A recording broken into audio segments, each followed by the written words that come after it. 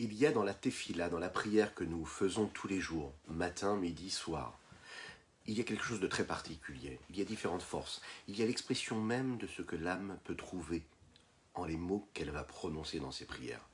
Il y a la tefila qui représente l'expression même de l'amour qu'elle peut ressentir pour Dieu. Parfois, c'est l'expression de la crainte qu'elle ressent pour Dieu. Et parfois, c'est la miséricorde. Lorsqu'elle a besoin de s'exprimer, de s'identifier à ces émotions-là, lorsqu'elle a besoin de se placer en cela, elle va utiliser les mots qui nous ont été offerts par nos sages à travers l'histoire. On le sait, Abraham Avinu, notre saint patriarche, lui représente l'amour, le chesed. Yitzhak, c'est la crainte. Et puis il y a Yaakov. Yaakov, c'est Midat HaRachamim, cette vertu-là, cet attribut de miséricorde. Chaque moment de notre vie, nous avons un élan de prière qui s'élance. Il y a cette expression même de l'âme. Elle n'est pas toujours la même. Elle a besoin de s'exprimer, elle a besoin d'exister, elle a besoin de se sentir être à travers telle ou telle dimension, telle ou telle émotion, telle ou telle vertu. À chaque fois, à chaque moment. Et pas tous les moments sont les mêmes, pas toutes les personnes sont les mêmes, pas toutes les âmes sont les mêmes. Nous sommes tous différents. Nous avons chacun notre âme, et notre âme, elle est complexe. Elle a besoin parfois de s'exprimer avec amour, et parfois avec crainte. Quand on est persuadé que c'est l'amour qui doit s'exprimer, il faut se rappeler qu'il faut saupoudrer ça d'un petit peu de crainte. Et quand la crainte est trop présente, quand la rigueur est trop présente dans notre existence, dans notre vie, même dans notre façon d'aborder notre connexion, dans notre accomplissement de vie, il faut se rappeler que l'amour d'Akadosh Baruch Hu est très présent et nécessaire dans notre existence. Et pareil pour la miséricorde. Créer cette symbiose-là. La tefila, c'est l'expression, c'est le moment où l'âme, elle peut se sentir exister. Oui, c'est à ce moment-là qu'elle peut trouver sa place. Elle pose, elle installe des balises, elle installe tous ces repères qui vont lui permettre d'avancer, d'avancer, d'emprunter ce sentier-là qui lui permettra d'aboutir et d'aller vers son objectif, puisque c'est ça, notre but sur Terre, d'aller jusqu'au bout de cet objectif que Dieu nous a donné à chacune et chacun d'entre nous. Et cet objectif-là, cette mission-là, elle est différente pour chacune et chacun d'entre nous. Boker Tov les Koulam, bonjour à toutes et à tous, c'est ce que nous avons développé ce matin dans notre Tanya du jour, qui nous permet de continuer dans ce 10e chapitre de la Y Teshuva, qui nous est offert par le Rabbi Shneur Zalman d'Eliadi. J'espère que vous allez bien, j'espère que vous êtes bien installés. Je vous invite à liker, je vous invite à commenter, je vous invite à partager cette publication afin que nous soyons encore et toujours plus, et me dit-on, de plus en plus nombreux à étudier ces magnifiques principes, ce qui nous rapportera, bien sûr, vous savez, la récompense la plus totale, la plus merveilleuse, celle de la venue de Mashiach. Oui, je vous invite donc à partager, n'hésitez pas, et on commence donc après ces quelques notes de Nigun.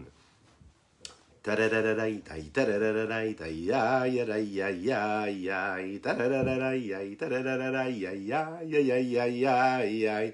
tararai ay ay tarararai ay tarararai ay am ay ay ay ay tarararai ay tarararai ay tararai ay ay am ay tararai tararai tararam ay ay ay ay Tararai, tararai, tararai, ay, ay, ay, ay, tararai, tararai, tararai, ay, ay, ay, ay, tararalaya, ay, ay, ay, oy, na, ay, tararalaya, ay, ay, ay, tararalaya, ay, ay, tararalaya, ay, ay, ay, ay, ay, ay, ay, tararai, tarara, ma, ma, ma, ma, ma, ma, ma, Tararalaya, my ya ya ya na na na.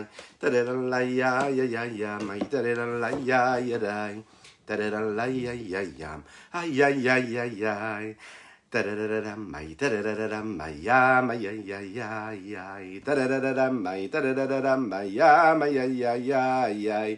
Tararai tararai tararam my ya ya ya. My tararai tararai tararalaya. Tararai, tararai, tararai, tararai, yo, na, na, na, tararai, tararai, my, ya, yo, na, na, na, tararai, my, ya, my, tararai, my, Aïe, aïe, aïe, aïe. Aïe, aïe, aïe, aïe, aïe. Tadadai, tadadadadanda, moye, na, na, na. Tadadalai, oh, yadai, aïe, oh, aïe. Aïe, aïe. Tadadalai, aïe, aïe, aïe, aïe. Tadadalai, aïe, aïe, aïe. Tadadalai, aïe, aïe, aïe, aïe, aïe, aïe, aïe. Boker Tov, les Koulam. Nous étudions aujourd'hui pour le mérite de Valérie Bat Gracia. Kakadosh Baruch Hu, que Dieu lui envoie toutes les bénédictions matérielles et spirituelles, et bien sûr, à chacune et chacun d'entre vous. Je précise, dans cette dédicace-là qui nous est offerte par Valérie Bat Gracia, une bénédiction pour tous les enfants d'Israël et pour l'éducation des enfants. Mais de toutes et tous, attention, qu'Akadosh Baruch Hu fasse que cette bénédiction soit là pour chacune et chacun d'entre nous. Oui, une bonne éducation pour les enfants, et c'est ce qui nous sauve dans la vie de tous les jours, dans la vie de couple, dans tout. Donc c'est primordial. Qu'est-ce qu'il nous dit le Tanya aujourd'hui? Il nous parle de cette téfila. Oui, les téfilotes, elles ont été instaurées en fonction des patriarches. Nous l'avons dit. Il y a des téfilotes qui correspondent à Avraham Avinu, la bonté, l'amour d'Hachem. Il y a des téfilotes qui correspondent à la téfila à Yitzhak. Comme on sait que téfila, Shacharit, c'est quoi? C'est Avraham. Avraham, il se lève tôt le matin, il va faire la téfila. Yitzhak, c'est la téfila de Mincha, la téfila de la journée. Et puis il y a Yaakov. Yaakov, il s'est représenté par la téfila de Harvit. Mais on sait aussi que nous sommes dans un sujet qui nous préoccupe là. C'est comment faire Teshuvah de manière Teshuvah Ilaha ou Teshuvah Tata'a. Et nous sommes dans cette Teshuvah Ilaha, la Teshuvah supérieure, suprême. Et quand on fait Teshuvah Ilaha, vous savez, c'est pas détailler toutes les fautes, les petits détails des fautes qu'on est capable d'accomplir ou de commettre. Ce n'est pas de rentrer dans les petits détails des souffrances de l'homme. C'est en fait, la Teshuvah Ilaha, c'est un moment où l'homme il décide de se détacher, de s'élever, de s'extraire, de s'extriper de sa situation, de l'endroit dans lequel il se trouve, spirituellement et parfois même matériellement, de s'élever complètement, s'élever et de s'attacher, de devenir qu'un, de s'unir avec Akadosh Baruch Hu, d'en faire qu'un, Echad, l'unicité totale avec Dieu. C'est en fait justement la fonction de la tefila. La fonction de la tefila, c'est de se détacher de la matière et de s'élever, de se donner à Dieu et de s'unir avec Akadosh Baruch Hu, s'attacher à lui. Mais, on le sait, pour arriver à ce niveau-là d'élévation et de détachement de la matière, il faut d'abord, il faut qu'il y ait une introduction, il faut qu'il y ait une préparation.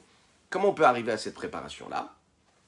Eh bien, quand on précède cette élévation par la Teshuvah Tata, la Teshuvah inférieure. Elle, en fait, c'est pas elle qui va compléter et qui va conclure ce travail de Teshuvah. Ça ne suffit pas. C'est la Teshuvah Tata, c'est-à-dire la première base, la première étape de la Teshuvah d'un homme. C'est une forme, si vous voulez, de processus. C'est le démarrage, c'est le commencement même. C'est le processus. La Teshuvah Tata, c'est pour prendre conscience du manque. Quand je suis conscient qu'il me manque quelque chose, alors déjà, je suis déjà dans la démarche de reconstruction. Je vois le manque, je vois dans quel état je suis, je vois la brèche qui est en moi, je vois ce qui est négatif, ce qui n'est pas constructif.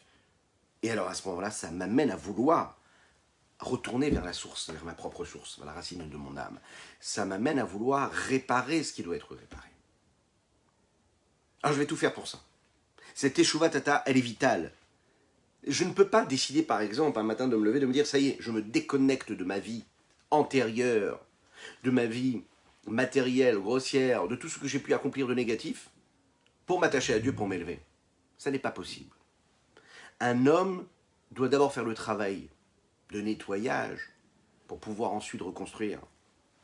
Tu ne peux pas construire sur des mauvaises bases.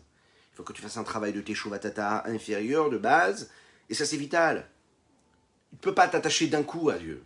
Il faut d'abord que tu fasses ce travail de détachement de ce qui est en bas. De la même manière que tu ne peux jamais, et tu ne pourras jamais, quand tu prends une arc à flèche, tirer cette belle flèche-là, là où tu voudrais l'amener, l'envoyer vers ton objectif. Si tu ne prends pas d'élan avec ton arc, la flèche n'ira jamais là où tu as envie qu'elle aille. Et tu ne pourras jamais encore moins viser, juste, en plein dans le mille. Il faut absolument que tu fasses ce travail-là de quoi? De prendre l'élan. Quand tu prends ton élan, alors à ce moment-là, tu peux aller très vite, très fort et très précis. Alors on va se poser la question, on va se dire, mais pourquoi est-ce qu'on a besoin de faire une chose pareille? Pourquoi est-ce que tu as besoin d'aller à l'inverse du mouvement que tu es censé vouloir et le mouvement que tu es en train de mettre en place? Qu'est-ce qui t'intéresse ici? C'est de faire en sorte que cette flèche-là puisse atteindre son objectif. comment ça se fait que j'ai besoin de faire l'inverse du mouvement qui est voulu? Pourquoi l'inverse? En fait, c'est vraiment cela. Pour arriver à revenir vers la source première, qui est la source de notre âme, et se rattacher à Kadosh Baruch Hu, il faut qu'on fasse l'inverse. Ça veut dire reprendre conscience, reconnaître notre éloignement. J'ai besoin de prendre conscience que j'ai besoin d'un renforcement. Si je ne suis pas capable de mettre le doigt sur mes problèmes, je ne serai pas capable de me sauver de ces problèmes-là. Je ne serai pas capable de transformer ces problèmes en solutions. Je ne serai pas capable de guérir si je ne suis pas capable de savoir ce qui est mauvais. Ce qui va me donner la force de construire et de bâtir, c'est parce qu'à un moment, je vais être conscient de ce qui est négatif en moi, de ce qui est négatif chez moi. Comme on l'avait dit souvent, et le Rashi va l'expliquer justement que quand on prie, on doit prier sur ce qui est dit dans la Tefila, on doit prier avec Koved Rosh. Qu'est-ce que c'est Koved Rosh? Ça veut dire avec une forme de soumission, avoir une tête bien posée, reposer aussi, être conscient de ce que nous allons faire. On ne vient pas prier comme ça, par effraction. On se pose, on sait devant qui on se trouve, on est là pour prier à Kadosh Baruch Hu, on sait quelle est notre fonction, qu'est-ce que Dieu attend de nous, de quelle façon nous allons prier. On va introduire cette tefila, cette prière, par une prise de conscience devant qui nous sommes et devant qui nous nous tenons. On va la voir tout de suite dans les mots. Mais Achash tefila est prinat teshuva. Puisque la teshuva, elle se fait, et quand la teshuva se fait comme il faut, eh bien, qu'est-ce qui se passe? D'abord, je vais reconnaître mes fautes, ensuite je vais m'élever et je vais m'attacher à Dieu. Mais pour cela, j'ai besoin de tsarich lagdim lefanei bechinat teshuva tata. Il faut introduire cette teshuva inférieure de base. Il ne peut pas sauter. Il faut que j'y aille, de niveau en niveau, d'étape en étape. Je me trouve dans une forme d'existence, de réalité. Et bien, dans ma réalité, je dois chercher à comprendre qui je suis, où j'en suis. Je dois comprendre où je suis. Je ne peux pas me sauver comme ça. Je ne peux pas sauter. On va voir que parfois, oui, parfois il faut s'enfuir d'une situation. Mais quand je suis dans une prise de conscience de teshuva et que je veux réellement faire un travail de teshuva, je dois être conscient de mes erreurs. Je ne peux pas faire l'impasse. Je ne peux pas balayer ça d'un revers de main et de me dire bah, c'est pas méchant, je fais rien de grave, tout va bien, je suis bien. Je vais juste faire mieux demain. Non, il faut que je sois conscient que ce que je fais, ça n'est pas bon. Donc je quitte cette réalité-là quand j'en prends conscience. Je ne peux pas arriver à prier réellement si déjà je ne fais pas cette préparation à la prière. C'est ce que les chachamim, nos sages, disent dans la Mishnah. Un homme ne doit jamais prier si ce n'est dans cette tête-là bien pesée et bien lourde. Qu'est-ce que ça veut dire? Rashi explique là-bas, au Feresh Rashi, Rashi explique cette expression-là même de nos sages, et il dit c'est la soumission. Ça veut dire que quand je vais prier, je dois me retrouver dans un mouvement, dans un élan. Et quel est l'état d'esprit? Quel est l'état émotionnel dans lequel je dois être? Dans quel mouvement je dois me retrouver? Je dois être dans un mouvement d'élévation, mais pour m'élever, il faut d'abord que je sois dans une forme de soumission. Quand je me soumets, ça m'apprend en fait une chose. C'est pas seulement que quand je fais la tefila, la prière, je dois être sérieux, je ne dois pas sourire, je ne dois pas avoir la tête légère, je dois être sérieux. Ça veut dire en fait, en réalité, je dois quand même un petit peu me briser, me soumettre, me sentir vraiment pour ce que je suis, prendre conscience de qui je suis et devant qui je me trouve. Et c'est ça qui va me permettre d'avoir une concentration qui va être beaucoup plus grande. Prendre conscience de qui je suis, prendre conscience devant qui je suis. Qu'est-ce que c'est cette étape-là qui précède et qui introduit la prière, la tefila? Rabbi Shlomo Zalman nous dit c'est ce qu'on appelle la teshuva tata'a. Vibrinat teshuva tata leore rachamim. C'est ce qui va me permettre, par exemple, de réveiller la miséricorde de Dieu. Kadis Karleel, comme nous l'avons dit plus tôt dans les chapitres 7 et 8. Cette façon-là que nous avons de faire teshuva, c'est de réveiller la miséricorde sur notre âme divine qui, elle, est tombée de là où elle est tombée. Et cette forme de soumission, cette forme de cœur brisé que nous ressentons maintenant, c'est donc ce travail-là de prise de conscience et quelque part de réveil de la miséricorde de Dieu sur cette pauvre âme divine qui est en nous et qui a subi les méfaits engendrés par l'âme animale.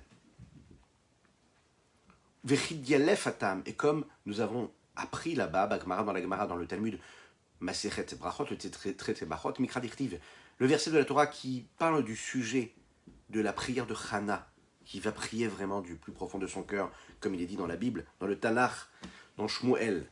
Vehim Marat Nafesh. Quand elle a prié, Hana, et c'était assez particulier, c'est un repère de prière, Hana. On apprend différentes choses du sujet de la Tefila là-bas. Un des éléments que nous apprenons de la Tefila, hein, pour nous, on s'inspire de cette Tefila de Hana, c'est comment est-ce qu'il faut commencer à prier. On le dit que quand est-ce qu'elle commence à prier, Vehim Marat Nafesh, Fatit Palel. D'abord, elle est dans une forme d'amertume. Elle ressent cette amertume de son âme, en son âme, et c'est là qu'elle commence à prier. Nos sages nous disent qu'il faut d'abord ressentir une forme d'amertume dans notre âme pour pouvoir prier comme il faut. Pour pouvoir prier convenablement, tu dois ressentir cette amertume. Quelle est cette amertume? Cette amertume, c'est briser le moi intérieur que nous avons. Briller cet ego. Briller, reconnaître en fait qu'on est obsédé par sa propre existence, par son propre ressenti, par ce que les autres pensent de ce que je suis, par ce que moi je pense de ce que je suis, du recul que j'ai sur moi-même, par l'obsession que nous avons du moi. C'est-à-dire qu'à chaque fois qu'on est dans une situation, on se demande qu'est-ce que ça va pouvoir m'apporter. Il se passe ça à l'extérieur, comment ça me parle à moi, comment j'existe à travers ça. L'homme est obsédé par ça, par le moi, ce que nous appelons le Ani. Et nous l'avons étudié juste avant, enfin il y a quelques temps. Le Ani doit se transformer en Aïn, ce sont les mêmes lettres. Ce moi-là doit disparaître. Faire la Tefila, c'est réussir à arriver à une forme d'amertume, à prendre conscience de la bassesse de ce que nous sommes, oui, pour pouvoir remonter beaucoup plus haut, et de se dire, voilà qui je suis vraiment.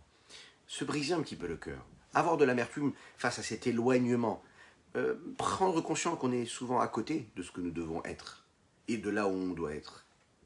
Cela, pas pour tomber dans la tristesse, Razvé Shalom, mais tout cela pourquoi? Pour nous réveiller, pour nous donner la force de vouloir de s'élever. Tous les mots que nous allons prononcer, que ce soit des mots, vous savez, qui sont écrits dans le livre tel qu'il l'explique ici magnifiquement bien le Rav Adin Even Israël, ou que ce soit des mots qui ne sont pas écrits dans le livre de prière, ceux qu'on ne prononce pas, ceux à quoi on pense. Peu importe là où la prière va arriver, elle va être empreinte de cette intention profonde et intrinsèque qui est: je prends conscience de l'amertume de mon éloignement, j'éveille la miséricorde de Dieu, et là je prie. Achen, en effet, il faut savoir que cette approche-là que nous avons, c'est ce que le Talmud nous donne aussi également, Babraïta Sham, dans la Braïta, cette Mishnah-là, qui est appelée une Braïta, dans le Talmud de Brachot, il nous dit, bien sûr qu'il faut prier avec une forme d'amertume, c'est-à-dire d'introduire la prière par d'abord une forme d'amertume, une prise de conscience d'éloignement de Dieu, et ensuite prier. Mais par contre, quand je vais prier comment? Je vais prier Bessimcha, je vais prier avec joie. Donc c'est pas contradictoire du tout. Là, nous parlons avant la Tefila, et là, nous parlons d'après. C'est-à-dire qu'au moment où je commence à prier, avant la prière, je suis dans une forme d'amertume, je suis dans la Teshuva Tata. C'est-à-dire que je pense à mes fautes, je pense à ma condition, et dans laquelle je me trouve, je pense à mon niveau, je pense où j'en suis. Je prends conscience de mon éloignement. Et donc ça éveille en moi le désir et la volonté, le souhait de me rapprocher d'Akadosh Baruch Hu. Et là, je vais commencer à prier. Et là, quand je vais prier Ben Simcha, je vais prier avec de la joie.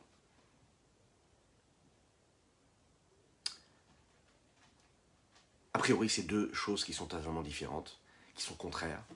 Mais pour t'attacher à Kadosh Baruch Hu, tu dois d'abord être un cœur brisé. C'est comme ça. Maintenant, le passage entre l'un et l'autre, il n'est pas du tout facile. C'est pas simple. Quand un homme, il arrive à se briser le cœur, positivement, nous parlons ici, pas à être dans une forme de déprime et d'abandon. Quand un homme arrive vraiment à cette forme de soumission, de remise en question, il se dit vraiment, je suis à côté de la plaque, je ne fais pas ce qu'il faut, je ne parle pas comme il faut, je ne pense pas comme il faut, je n'agis pas comme il faut, j'ai l'impression de courir après ce que je ne devrais pas courir, j'ai l'impression d'être faux dans ce que je fais, j'ai l'impression d'être dans le mensonge, j'ai l'impression de faire des choses et d'en faire d'autres qui ne correspondent pas à ce que Dieu attend de moi. Quand l'homme se pose ces questions-là, et qu'en réalité, il se met à nu, c'est-à-dire qu'il est franc, il est réel, il est vrai avec Dieu, il fait ce travail de Teshuva Tata, il prend conscience de son éloignement, qu'est-ce qui va se passer? Bien, il peut tomber dans une forme de tristesse, une forme de mélancolie, dans une forme de sensibilité exacerbée, qui, d'un côté, peut le faire abandonner, malheureusement, la route qu'il doit entreprendre, mais qui, de l'autre côté, comme il est arrivé sur ce fil-là de sensibilité, c'est à ce moment-là, comme une note de musique qui se joue encore plus belle quand elle est jouée sur sur une corde d'un violon, quand la corde est tendue comme il faut, à la limite de l'extrême, alors c'est à ce moment-là que la note est belle. C'est à ce moment-là, réellement à ce moment-là, qu'il faut passer de l'autre côté, quand on arrive à la sensibilité de cette âme-là.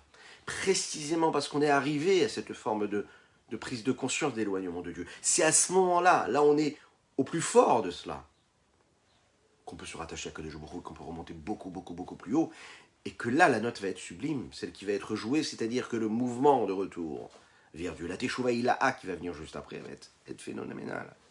Tout dépend de la préparation en réalité. Comment est-ce que tu es venu, comment tu t'es préparé, comment tu t'es habillé pour ce rendez-vous. C'est là, c'est la préparation qui va tout faire. V'yarshav, et maintenant. Alors, le dit ici, le Rabbi Shlomo Zalman, Bedor yatomazé, shena kol yocholim la forch libam keregam min hakatse. C'est compliqué de passer d'un état à un autre, d'un extrême à l'autre. D'un état de tristesse, de prise de conscience de l'éloignement de Dieu, à quoi? À un instant de simcha, de joie véritable, phénoménale, parce que je me dis, waouh, je vais pouvoir m'attacher à Kadosh Baruch Hu, Teshuvah Ilaha, une Teshuvah supérieure, suprême, la meilleure, la plus grande. Je vais m'attacher avec Dieu, je serai en unicité totale, l'union totale, l'entremêlement des souffles. Waouh! Extraordinaire. Donc ça doit me mettre en joie, une vraie joie, une simcha véritable. C'est la raison pour laquelle on nous dit un homme simcha. Un homme il peut prier que dans la joie. Oui mais d'accord, mais ça veut dire mais comment passer d'un état à l'autre un seul instant? Pour ça il faut être un virtuose. Il faut bien connaître son instrument de musique. Il n'y en a pas beaucoup qui réussissent. Ouais. Alors comment on fait? Comment on fait pour passer d'un extrême à l'autre? Dans cette génération-là, qui est une génération orpheline, c'est les mots qui sont employés ici par le Rabbi Shlomo Zalman, il faut trouver des solutions. Vous savez qu'il y a eu des générations où elles avaient une force. L'âme des gens, l'âme des personnes était beaucoup plus forte, puissante. Et donc la réaction de l'âme face aux événements, elle pouvait être en conséquence de la force qu'ils avaient. Être capable de passer d'un état à un autre. Être capable de passer de cette amertume à cette joie véritable. Vous savez que quand une construction est faite comme il faut, quand les fondations sont bonnes, alors on peut permettre l'évolution et faire monter un étage, puis un autre étage et encore un autre étage. Lorsque les fondations qui ont été placées, elles sont là pour faire tenir un immeuble de 3 étages, ok? Et qu'on vient et qu'on va rajouter 10 étages, 2 étages sur cet immeuble-là, qui est constitué, qui est censé porter 3 étages. Alors qu'est-ce qu'on est en train de faire? On est en train d'affaiblir les étages qui sont juste en dessous, mais aussi les fondations de l'immeuble. Lorsque l'on va rajouter encore plusieurs étages, plus on va rajouter des étages, et plus les fondations vont s'en aller. Maintenant, est-ce que les fondations et les bases, elles étaient mauvaises? Pas du tout, elles étaient très bonnes. C'est des fondations qui étaient là, pourquoi? Pour faire tenir 1 ou 2 étages, 3 étages. Quand toi tu viens et tu viens construire quelque chose sur quelque chose qui n'est pas constitué comme il faut, qui ne correspond pas à ce que tu es en train de faire monter, d'élever, alors à ce moment-là, ton élévation ne sera pas bonne. La tour, l'immeuble que tu es en train de faire tenir, il ne pourra pas tenir. Ah, il va tenir, superficiellement, mais à un moment, il pourra s'effondrer. D'ailleurs, c'est un exemple qui est venu comme ça, mais on peut penser à toutes ces neshamot qui sont en train de subir et qui ont subi ce qu'ils ont subi à Miami, là, dans cet accident phénoménal qui a fait énormément de victimes. Alors, on peut penser à toutes ces neshamot et que ces mots de Torah puissent être une source de bénédiction pour ces âmes-là, ces neshamot. Une âme qui est construite sur des fondations qui sont réelles, bonnes, fortes, alors elle va pouvoir construire sur ces fondations-là tranquillement et sereinement. Elle va pouvoir s'élever comme il faut. Il faut mettre de bonnes balises, de bonnes fondations, si on veut vraiment construire quelque chose de grand et de s'élever, de se détacher de ce que nous sommes ici-bas pour monter très très très haut. Alors comment on va réussir cela?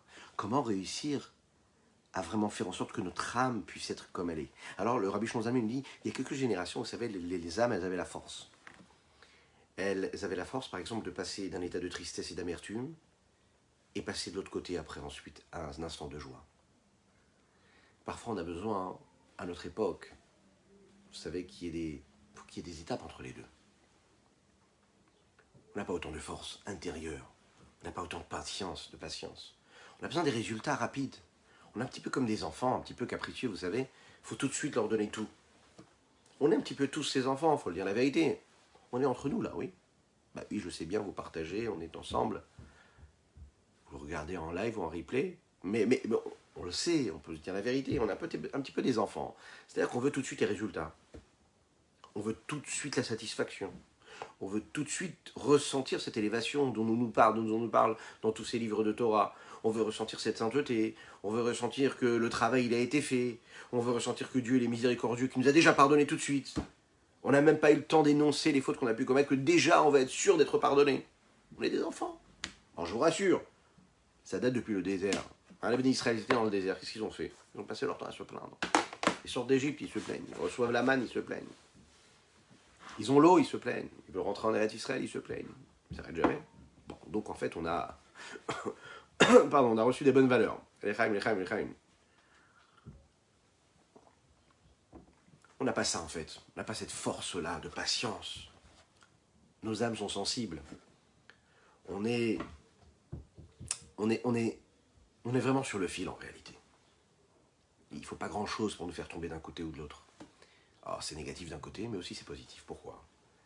Parce que réellement, comme on est sur le fil, on peut passer rapidement aussi du côté positif.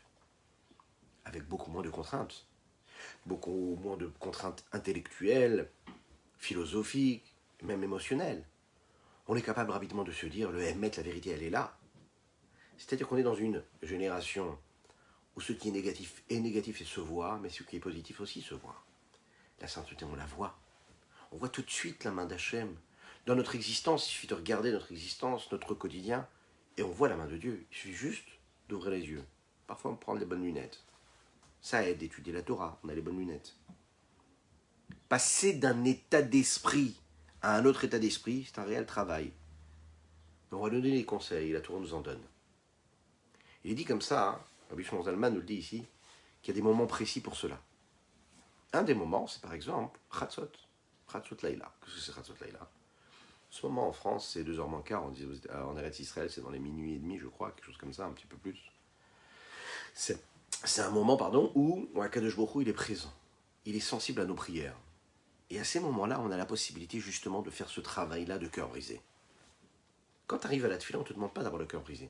On te demande d'être comme un tank qui va au combat.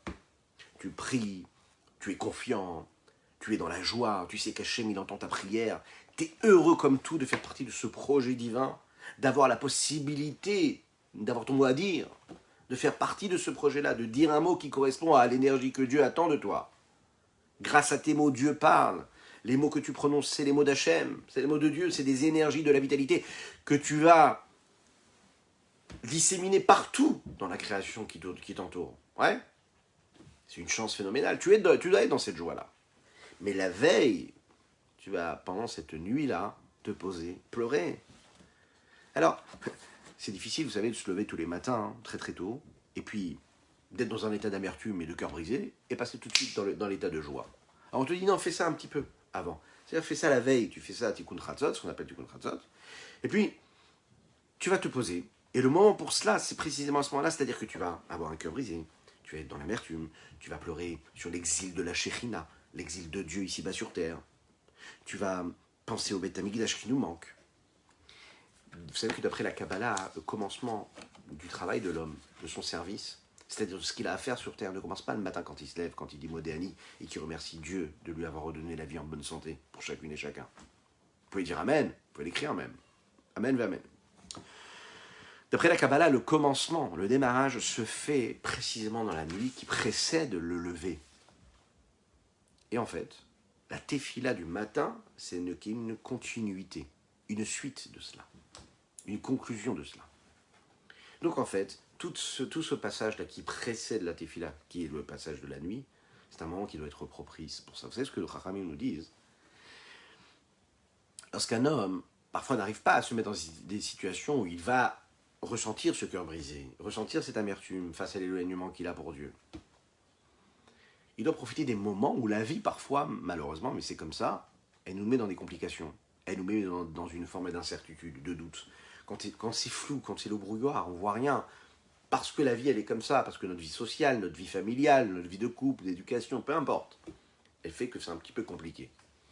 Mais les Chachamim nous disent, ok, tu subis ce que tu es en train de subir, c'est pas bien.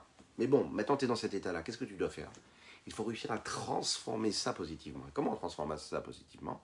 C'est-à-dire que si tu es dans un état émotionnel de tristesse ou d'amertume ou de regret ou de mélancolie, au lieu de penser à tes soucis, à ce qui ne va pas, etc., rappelle-toi que tout ce qui t'arrive, c'est Dieu qui le décide. Rappelle-toi que Dieu, il est avec toi dans tout ce qui se passe, il est avec toi, tu l'apportes avec toi, tu l'emmènes avec toi, tu n'es jamais seul. Et juste après, tu dis, bah, mais je suis quand même un peu mélancolique, je suis quand même un peu triste. Alors, c'est très très difficile de faire ça. Mais c'est les Chachamim qui nous le disent. Prends ce moment et profite. Pourquoi? Pour penser à autre chose. C'est-à-dire que tu restes triste. Quand je dis triste, ça veut dire une tristesse positive. Hein. Tu as besoin de pleurer, pleure. Mais pense au Beth Amikdash. Pense pas à tes problèmes. Ça, Dieu, il s'en occupe. Pense au Beth Amikdash. Pense à l'exil de Dieu ici-bas sur terre. Pense à l'exil de la sainteté ici-bas sur terre. Et quand toi, tu es dans cet état-là, et que tu profites de ton état physique, émotionnel ou même intellectuel, pour diriger ça vers quoi? Vers une tristesse constructive, c'est-à-dire que tu vas penser à ce que Dieu ressent, lui, de ce qui se passe ici-bas sur terre, alors à ce moment-là, Dieu il te libère après de tes problèmes. Donc il faut profiter de ces moments-là pour les diriger vers quelque chose de constructif. Maintenant, alors on est très technique, là, que le Morazaken nous donne un coaching quotidien. Il nous dit, voilà, mais celui qui ne peut pas maintenant toutes les nuits, parce qu'il est fatigué, il dit, au moins, il faut que ce soit fait, au moins ce bilan, une fois par semaine. L'ifne Yom HaShabbat, ça doit être fait avant le jour de Shabbat. C'est la raison pour laquelle il y en a qui le font en général le jeudi soir. Kanoda Yodim, ceux qui savent et qui connaissent les chemins secrets de la Kabbalah, savent que chez Shabbat Ibrinat Shuvaïla, que nous parlons ici de la Teshuvah Tata, qui va introduire, qui va mettre en route la Teshuvah, qui est la Tefila. Cette Teshuvah supérieure suprême, c'est le niveau de Shabbat. Et de la même manière que la Tefila ou le Shabbat sont à ce niveau-là de Teshuvah, il faut les introduire par la Teshuvah Tata, la Teshuvah inférieure. C'est la raison pour laquelle tout le monde avait l'habitude de rester réveillé. Les gens bien, les gens de bonne action. Et puis les Tracidim, les Tzadikim. Les gens qui savent ce qu'il faut faire en réalité. Et dont nous devons prendre de l'exemple. Hein. Mais tu es là. Lechaim, lechaim, lechaim.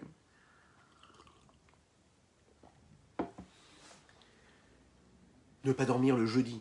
Dans la nuit du jeudi à vendredi. Passer toute la nuit à étudier, faire des teilim, c'est extraordinairement beau de le faire. Et ça permet, vous savez, d'arriver le jour de Shabbat avec une préparation phénoménale. Il faudrait essayer. Shabbat, qu'est-ce que c'est les lettres du mot Shabbat? Shabbat, c'est Tachev et Nosh. Shabbat, c'est les lettres de Tachov. Qu'est-ce que ça veut dire Tachov? Ça veut dire se reposer du travail, de l'effort. Mais c'est aussi une forme de retour. Shabbat, Tashuv, Teshuva. Le Shabbat, c'est cette forme de Teshuva suprême, supérieure. C'est David Ameler, le saint roi David, qui le dit dans les psaumes. Tachev Enosh. Nous le disons d'ailleurs dans les mots de la Tefila de Shabbat. Tachev Enosh Daka. Qui Shabbat, Yaliot Aolawat Imkoram, on sait que le jour de Shabbat, tous les mondes remontent à leur niveau initial.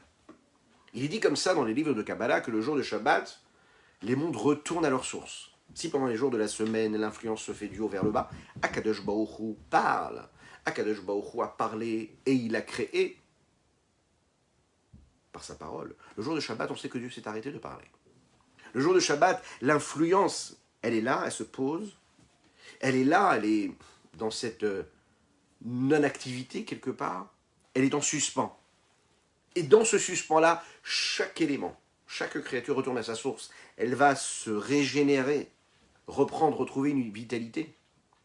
Le sens profond, en réalité, de ce Shabbat-là, de cette Teshuvah-là, de ce retour supérieur, c'est revenir à cette source-là. Dans cette source-là, il n'y a plus de construction. Il y a juste une régénération de quoi? De cette énergie initiale qu'il y avait avant, de cette vitalité qu'il y avait. C'est revenir à sa source première. Lorsqu'elle monte, jusqu'à ce que la force divine se dévoile et ressentie dans ces mondes-là. Alors à ce moment-là, hein, l'existence de ce monde-là et de l'âme de chacune et chacun d'entre nous se transforme. L'âme reçoit ce que nous appelle le surplus d'âme de Shabbat, les Neshama Yetera, hein. Une dimension supérieure qu'il y a le jour du Shabbat, c'est une facette de l'âme qui vient éclairer l'âme de chacune et de chacun d'entre nous, justement le jour de Shabbat. C'est quoi? C'est cette source de vitalité qui vient et qui se dévoile en nous. C'est un moment qui est en suspens. Pourquoi? Parce que la lumière divine, initiale, hein, qui a précédé même ce qui a été et ce qui est et ce qui sera, ce qui explique tout et ce qui appelle et qui amène la réparation, la grande réparation, la complémentarité et la perfection à tout ce qu'il y a ici-bas sur Terre. C'est un moment où ce qui est en haut, ce qui est en bas, c'est un moment où la matière, le matériel et le spirituel se rencontrent l'un avec l'autre. L'essence même de Shabbat, c'est le retour. Il n'y a plus de difficultés, il n'y a plus d'épreuves, il n'y a plus de souffrance, il n'y a plus d'amertume, il n'y a pas de place pour l'amertume. Interdit de pleurer Shabbat, interdit de faire des chouvas et de faire des tachanonim et d'expier, de demander d'expier ses fautes. Pas du tout. Le jour de Shabbat, on doit être que besimcha, que dans la joie. La véritable joie, celle de retourner vers Dieu. La teshuva qui vient, comme nous le disons souvent dans les textes du Shabbat, le oneg, le plaisir, la sérénité, la tranquillité du jour du Shabbat. Wifrat, tefilat Shabbat, vedaïna mevin. Il suffit juste de regarder précisément les tefilot que nous faisons le jour de Shabbat pour se rendre compte que nous parlons justement de ce plaisir-là. Vous savez que pendant la tefila de la semaine, il y a aussi un niveau de teshuva. Là, nous l'avons dit, puisque l'étape qui précède la tefila, c'est une teshuva inférieure, de remise en question, nous l'avons dit. Mais quand on se lève le matin et qu'on fait la tefila, on a dit qu'il faut prier avec joie. Donc c'est une forme de teshuva. Là, qu'est-ce qu'il y a de plus le jour de Shabbat? Le jour de Shabbat, c'est la teshuva de la teshuva. C'est le retour du retour. Tous les matins, quand tu fais la tefila, tu t'extripes de cette amertume que tu as pu avoir la veille, de cette remise en question, de cette amertume. Le jour de Shabbat, tu élèves toutes les tefilotes que tu as fait cette semaine-là. C'est le retour du retour, c'est le Shabbat du Shabbat, c'est le Shabbat de tous ces retours-là. Alors bien sûr, il va y avoir ce qu'il va y avoir le jeudi soir, et la nuit du jeudi soir qui va introduire ce jour de Shabbat. Mais le jour de Shabbat, tu vas arriver avec un vrai retour vers Dieu, comme le dit le texte. Et c'est par ça qu'on pourra comprendre ce que dit Ishaïa, le prophète Ishaïa. Shuva elai ki gealticha. Ou basi yuvad mashekatu, Shuva elai ki gealticha. Reviens vers moi. Pourquoi? Parce que je t'ai libéré. Qu'est-ce que ça veut dire? Reviens vers moi, car je t'ai libéré. Le Ravadim Israël explique de cette façon, il dit Machiti ka'av peshaecha. J'ai effacé complètement tes fautes. Et si j'ai effacé toutes ces fautes, ça veut dire que je t'ai libéré. Pourquoi le texte répète et dit à ce moment-là, reviens vers moi parce que je t'ai libéré? Pérouche, Rabbi Shlomo Zalman nous explique.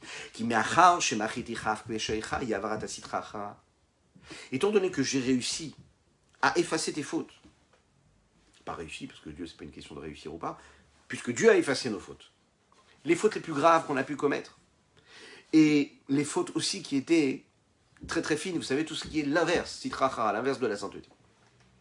Ou ge'alticha min achitzonim, mais je t'ai libéré des forces extérieures, c'est-à-dire de tout ce qui t'a emprisonné, de toutes les forces du mal, de toutes les forces extérieures, c'est-à-dire, par exemple, de ta servitude, de l'obsession que tu avais de subir tous les plaisirs que le monde t'offre.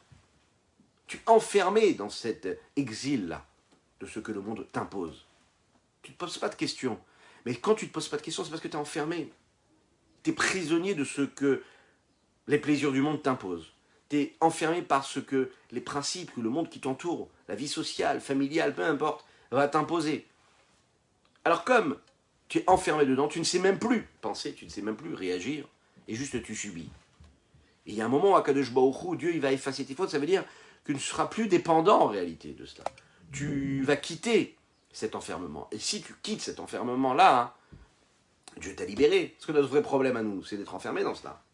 La vraie libération, la délivrance, c'est quand on n'est plus enchaîné par ces chaînes et ces barrières-là. Et comment tu as réussi ça? Parce que tu as fait un travail ici-bas. Tu t'es détaché du mal, tu t'es libéré du mal, tu as fait ce travail bitchouvatata kaniskarleel, tu as fait un travail initial de teshuva inférieur, tu as fait appelle à toute cette miséricorde supérieure de Dieu, qui lui t'a aidé à t'extriper complètement. Alors à ce moment-là, à ce moment-là, tu pourras retourner vers Dieu par cette teshuva supérieure. Après tout ce processus, Dieu il te dit, allez, maintenant que tu es là, que tu es parfait, que tu as fait ce travail-là de détachement du mal, viens avec moi, je te prends avec moi, je te prends sous mon aile. Tu es avec moi. Tu es chez Dieu, tu es en Dieu là maintenant. Voilà ce qu'il nous a dit et ce qu'on pouvait dire sur ce périple de Tanya. Le 10e chapitre de la Yigret Teshuvah. On a parlé de Teshuvah supérieure que la Tefila pouvait nous permettre d'avoir par le travail de l'âme, ici-bas, du bas vers le haut, l'effort constant, la réflexion, la direction de pensée, le cœur qui se dirige vers Dieu. On nous l'a expliqué, c'est en disant les textes qui précèdent le schéma. C'est en disant le schéma Israël lui-même, quand on dit Ve'ahavta, aimer Dieu de toutes ses forces, de toute son âme. On nous a expliqué que dans le temps, il fallait se poser la veille pour arriver le matin comme il faut, comme un soleil qui brille. Et que si on réussit à le faire, on passe dans une autre dimension. On se libère justement de toutes ces chaînes-là. Que Dieu vous bénisse et qu'il vous protège. Qu'il inonde votre existence de bonté, de grâce, de miséricorde et de joie véritable. Et que Dieu nous libère justement de cet exil et qu'on puisse étudier ensemble. Pour notre prochain rendez-vous avec le Mashiach, avec tous nos êtres chers. Je nous rappelle qu'aujourd'hui nous avons étudié pour le mérite de Valérie Bat Gracia, et qui nous le précisait, pour la réussite de l'éducation de tous les enfants du peuple juif, et que Kadosh Baruch Hu fasse qu'on ait toutes ces forces-là d'éduquer nos enfants comme il faut, par cette dédicace qui nous est offerte. Razak pour votre soutien, continuez à nous soutenir, on peut diffuser encore plus de Torah grâce à vous. Que Dieu vous bénisse, et à très bientôt.